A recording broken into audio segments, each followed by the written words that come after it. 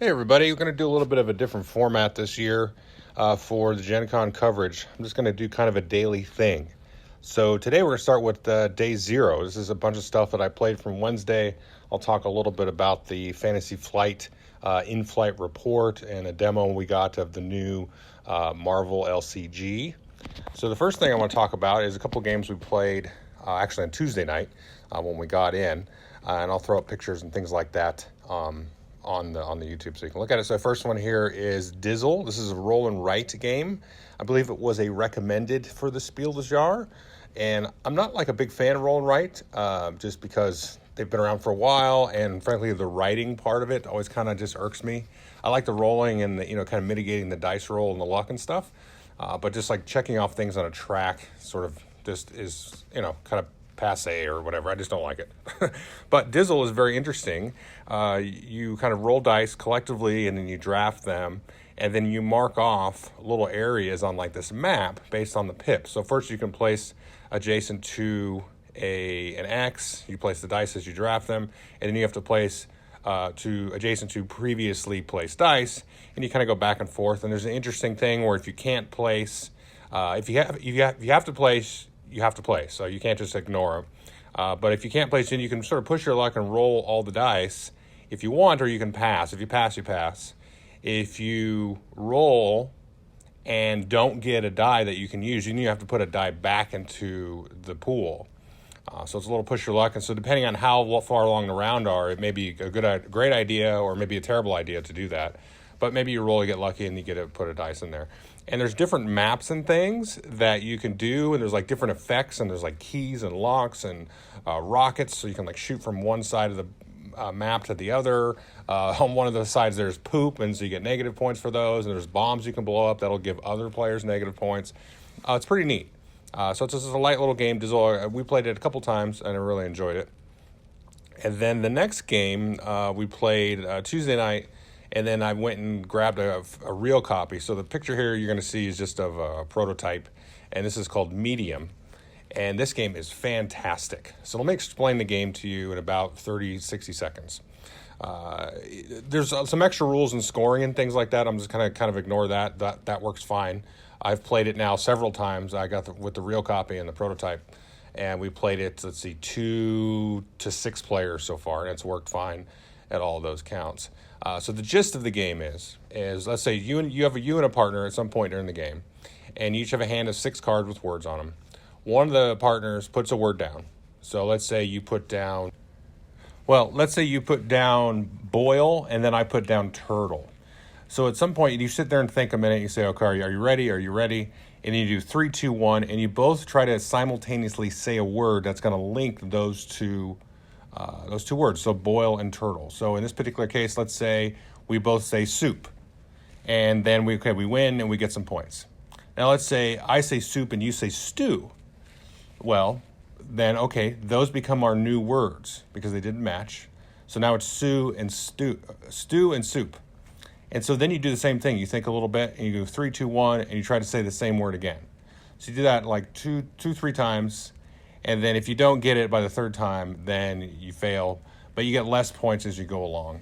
So there's some interesting kind of ways that you can kind of play with that space, actually, which is very interesting because sometimes you can try to, be really close. But in some cases, I was like trying to be sort of off the wall. So in that case, the example of stew and soup, then I said Creole, and then my partner Marty, he said vegetable.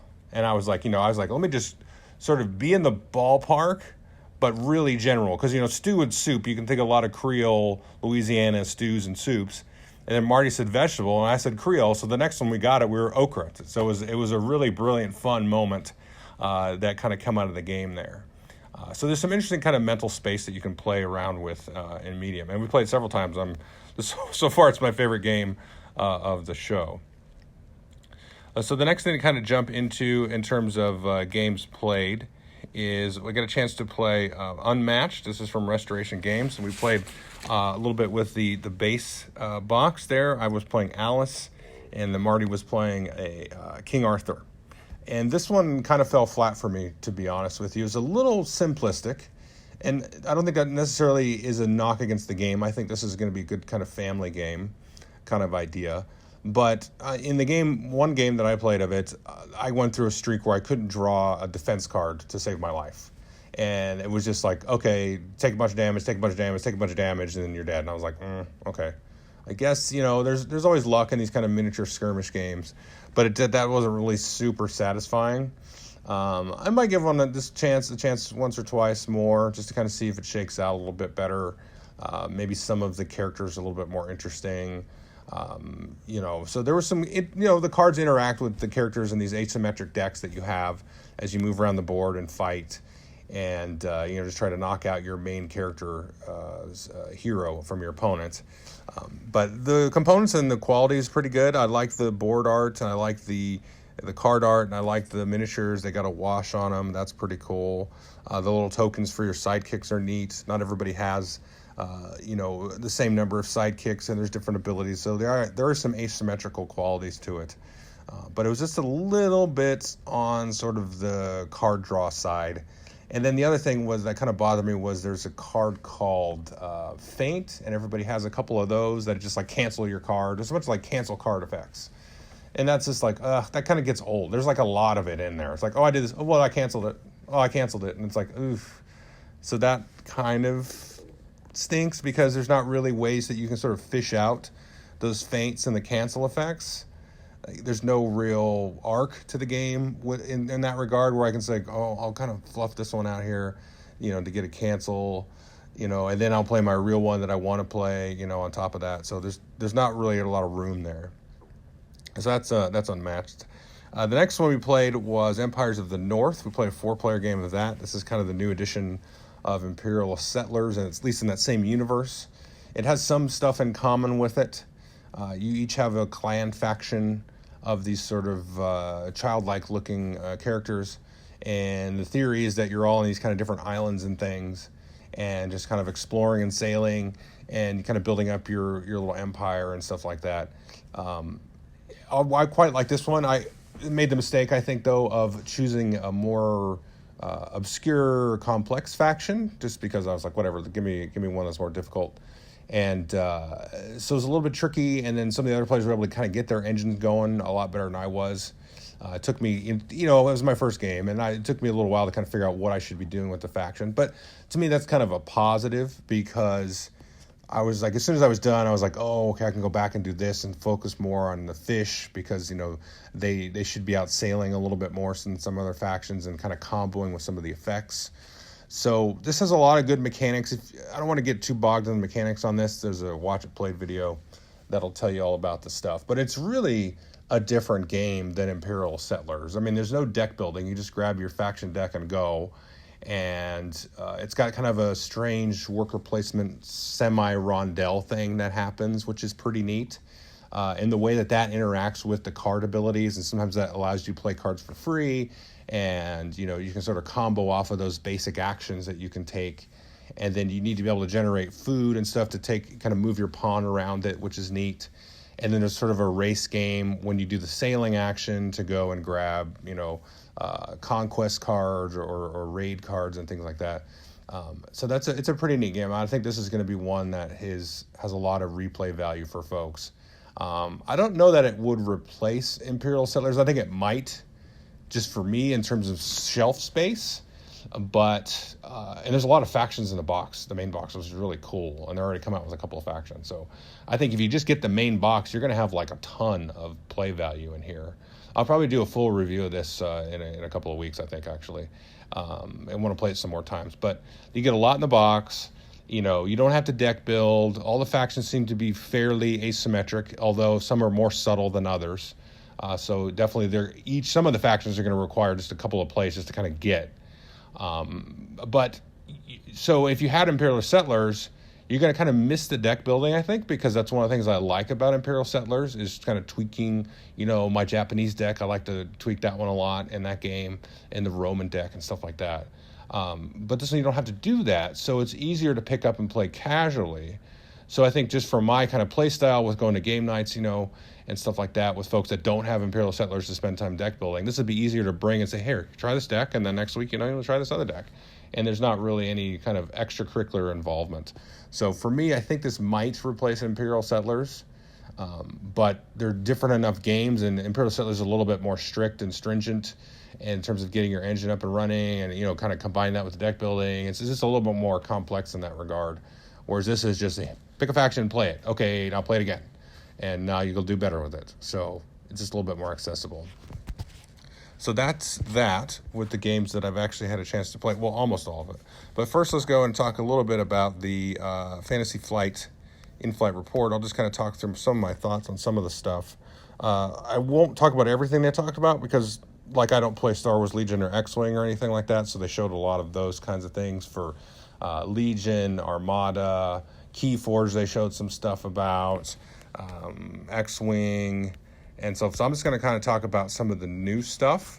So the first one I'm not sure what to make of is called Final Hour. And this is kind of a new cooperative Arkham game. And I'm not really sure what to make of it. It says it plays in about an hour. There had some folks demoing it. I believe there's some for sale here. This is going to be, I would probably call this a try before I buy for me kind of thing. I definitely would be interested in playing it. Nothing really stuck out to me. It's got some interesting sort of marketing pitch around it, and the announcement was basically it's like the last bit of an Eldritch Horror or an Arkham Horror game where the ritual's about to be completed and you're rushing at the very last minute to stop it. And a lot of times you won't stop it, so then the game kind of shifts to a second mode where you're then trying to deal with the repercussions of the ritual going off, which seems to be like it will be, happen quite a bit. But maybe, having not played it, I'm kind of guessing a little bit, but maybe sometimes you can stop it before the ritual completes. And, but it seems like most of the time he kind of hinted that the ritual would go off, and then based on how well you did up to that point, then you would dictate the difficulty of the ritual, the ramifications of that way you have to deal with. So it's kind of interesting. So that's the Final Hour there. And then a couple of things here. I did throw up a video of I got a demo game of the Marvel Champions LCG. This is a cooperative LCG. I played with Marty there from Rolling Dice and Taking Names.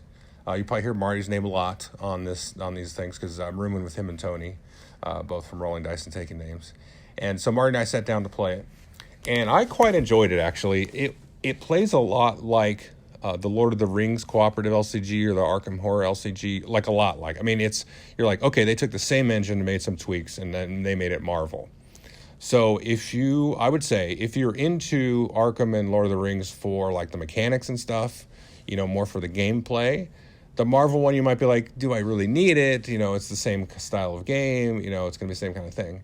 So, but if you're into the Marvel side of things, which frankly I am more into Marvel than Lord of the Rings and Arkham stuff, right? That's just kind of naturally gravitate towards that. So I was super pumped about this. I think this is something I'll be getting into. It's something that I can play solo or cooperative as well. And, frankly, my youngest son, he likes Marvel stuff, so maybe I can get him to play it with me as well. We played a two-player game. I played as Spider-Man, and then Marty was controlling Captain Marvel. It's got some real interesting stuff. So it's got a lot of Lord of the Rings stuff, like I said. You play cards. You put kind of characters and support cards out. The villain's going to react to you in a villain phase after the characters take their actions. The villain's like building up threat on this scheme card. So if they get enough threat, then, the players lose. But then the players can interact either directly with the villain. They can attack the villain. Or they can do thwart, which will remove threat off of the scheme. And sometimes side schemes and things like that will come out.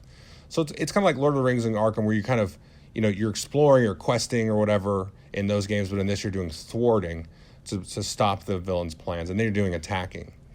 And then, so that's kind of the gist of the game, as you play some cards to try to attack and thwart, and the villain fights you back. Now, the different parts of it are the deck building, for example, is really simple and cool. So let's say I pick Spider-Man. I'll pick all the 15 or so Spider-Man cards. But then I'll choose kind of an aspect. I'll choose like justice or leadership or aggression, or there's a fourth one I'm forgetting. So then you take some justice cards and you build those into your Spider-Man deck. And that's your deck building. So you take a character and then sort of an aspect. And some of those aspects will interact in different ways. So Marty was Captain Marvel with aggression. And so she did a lot of smashing face against the villain. And then I had Spider-Man with Justice. So he was able to do a little bit more targeting the schemes. And then that's it. So the other thing is when you build the villain decks or the scenario decks, it's kind of the same idea. So we played against Rhino. We had a scenario. But then because we took Spider-Man and Captain Marvel, we each kind of come with our pre-built-in baggage. And our nemesis is shuffled into each. So for me, it's the Vulture. And for Captain Marvel, it was the Kree. And so there's certain effects and things like that that trigger, that target you directly as a hero for participating, and then there's a chance that your nemesis villain will come out, and that really is sort of a counterbalance to your superhero abilities. It's kind of a way to balance things. So yeah, take a look at the video that I put up there on the channel, and it's just a kind of a quick overview of the rules and things like that. But I had a lot of fun with it because it felt very thematic. Well, the other cool thing you can do is you can switch from your alter ego, like Peter Parker, and then switch into hero mode. And based on what mode you're in, you can switch that once per turn. You just switch it. So you can recover some health in your alter ego mode, but then the scheme kind of advances a lot faster. If you switch to the hero mode, then the villain's actually going to attack you directly, so that's going to hurt you. And so you have to worry about, getting knocked out yourself. But then you can block and stuff. So, and there's different abilities that are face up. So the character cards will have an ability. So if you want to do something, to do with one thing or the other, you might be in the alter ego or the superhero side. So it's pretty cool, and it's pretty straightforward. And the other thing I like about the game is instead of controlling resource tokens and stuff to pay for things, you pay for it with cards. So it's a multi-use card game where you discard cards that have one or more resources on them to pay to play the other cards. And if you listen to the channel enough, that's, I'm a sucker for that. So the multi-use card thing is really, really neat. So it's got a lot of stuff going for it. And I never got really past, Lord of the Rings or Arkham past, one or two expansions for each of those.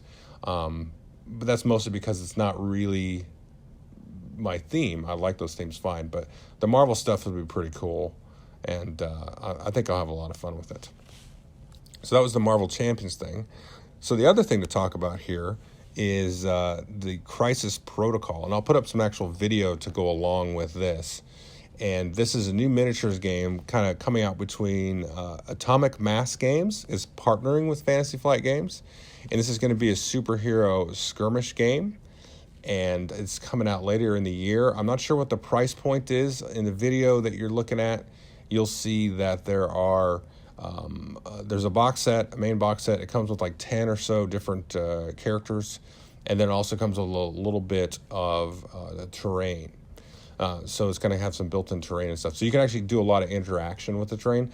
The guy at the booth and at the show was not super, I don't want to say forthcoming, but he wasn't super talking about the mechanics and stuff. So I don't know that they're ready to cover all of that, or they want to kind of release it on their own time. So I'm not really sure how it plays or whatever. I know you get different cards with stats and effects on each character card, and that's fine. And you talked about team tactic cards. So I think it's going to be a little bit card driven, but I don't know how much. I assume it's probably going to have specialized dice like Legion and things like that, or Room Wars. I'm not sure about, the system and how it's going to work. He did talk about there's going to be a raid mode, so you can have 2 versus 1, so you can play against one player who's very powerful, like a supervillain kind of thing, and then 2 other players take 2 teams against them. So this looks. I have some interest in this. I'm not sure how interested I am in it, but I think some folks, will have interest in it. He did mention to me about having kind of specific painting tutorials for the different heroes. Because that's one thing for me. If I were to get in this game, I'd want to paint, the characters with the exact right color red and stuff. Just because they're comic book characters, I wouldn't want to. It's not like Warhammer or something where you can just get, whatever the Stormcast is purple, today, and they're like, okay, cool. They're just because they're from this chamber, it doesn't matter what your color scheme is. But this is I don't want to paint, Batman pink or something. I don't know. Maybe I would. That would be okay. But you know what I'm saying. But so they said they're going to have some painting tutorials and stuff like that to help folks, get the characters right and stuff. And then as far as the other stuff, I did get a chance to wander around the hall this morning as things were opening up. And so one couple of interesting things I just got some video of as well outside of the Marvel Skirmish game was I get a chance to take a look at the new Dune that's coming out here in a couple of weeks. Nobody really had anybody that was willing to kind of like talk and do a demo like I've done in years past. So that was a little frustrating, but it was always like, well, wait for this person to come and talk. And so not everybody knew about all the new games and things, so that's okay. But so I was just kind of taking some video of Dune. It looks fine. It looks like the Elia version that used to be the print and play. This looks like it's going to be just fine. It's like the exact replica of that print and play, which I really like. I used to have a copy of that too as well. I think that was probably the best looking art out of all those print and plays that came out over the years. So I'm pretty excited about this Dune game. I don't know what mechanics and stuff they've changed. I know they've hinted at changing a couple of things, maybe some balancing things or something, but there wasn't really any word of that as well.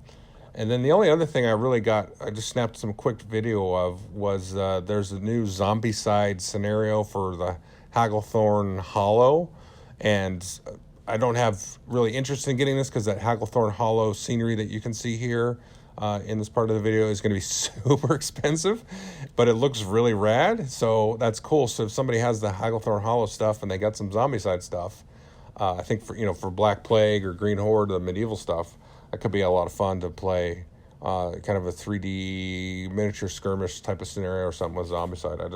But I just like the look of it. I just wanted to grab some video for that. But that is pretty much everything that I've done so far. A little bit of games played. I'm definitely going to play a lot more games today. This is day one, and get going. And I'll probably come back tomorrow or the next day with some coverage, and I'll try to maybe do some of the kind of post-play review things if folks are up for it. But anyway, that's kind of a day zero, so everybody have a good Gen Con, and I'll talk at you later.